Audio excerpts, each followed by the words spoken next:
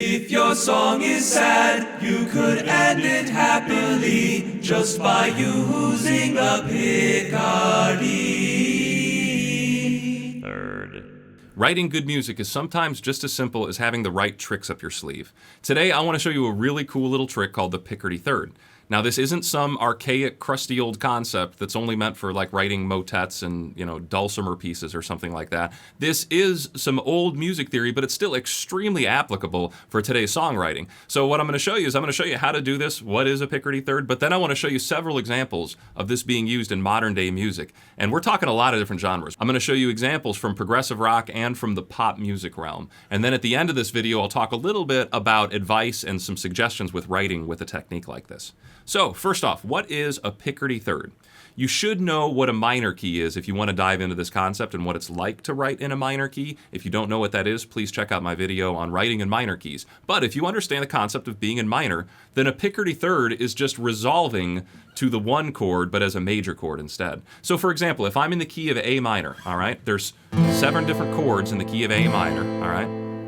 I'm just going to strum through a few of them. And right now you can hear that A minor is my tonal center. You can hear that A minor feels like home. And I'm using all the notes of A minor. I'm using all the chords of A minor. But if I resolve to A major, that would be a Picardy Third. All right? And you hear what that does? It really brightens things up. It gives it a little bit of optimism, a little ray of sunshine, a little bit of hope to come through to end your piece. Now, this is the strictest definition of a Picardy Third, where you just end your section or your song or your piece on the major 1 chord when you're in a minor key. I'm going to show you 2 examples of that. The first one being Roundabout by the band Yes.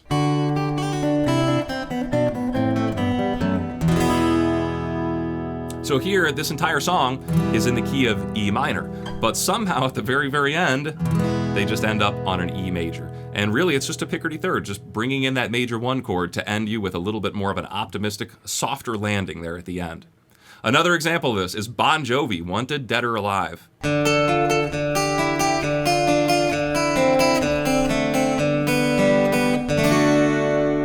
Now, I've expanded this definition, and many other musicians have, to include more than just the end of the section. You can think of a Picardy Third as just borrowing the major 1 chord from a parallel key. So if I'm in the key of A minor, I'm borrowing the 1 chord from A major, okay? And that's A major. So using that at any point in time, to me, still classifies as a Picardy Third. And I want to show you some examples of that as well. A really good example of this, and probably my favorite, is in Crazy by Gnarles, Barkley. The entire song is in the key of C minor.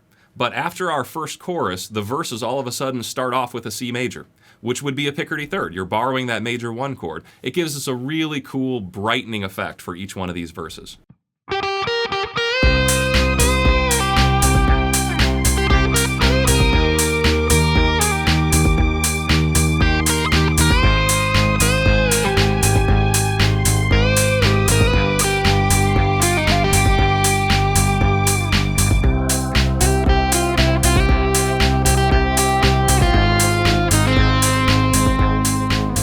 Let's switch over to progressive rock. Dream Theater has a song called A Nightmare to Remember. And at about 6 minutes in or something like that, they do this wonderful chord progression in the key of C minor, where it goes from my 6 chord to my 7 chord to my minor 1 chord. So it's just a normal 6-7-1 chord progression in the key of C minor. Then the next time they play it, they run through this 6 chord to the 7 chord to the major 1 chord. All right, that's your Picardy Third. However, they play a suspended 4 first, so they delay the effect of you actually hearing that they're resolving to a major chord. And it's this great delayed gratification of that Picardy Third resolution. Take a listen.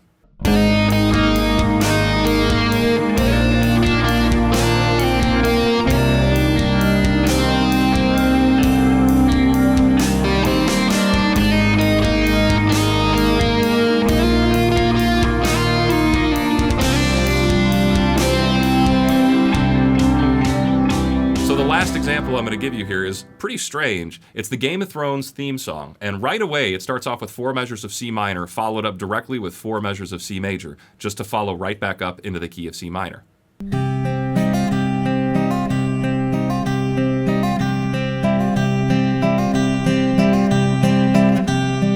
So in my opinion, those are all really good examples of the Picardy Third being used in modern music. And you, as a composer, if you understand the way it's making you feel when you hear those things, then it's just as simple as recreating that as a composer. There might be a moment where you really want the listener to feel a little hope, or feel a little optimism, or you want them to visualize a little light coming through. And something like the Picardy Third would work very, very well.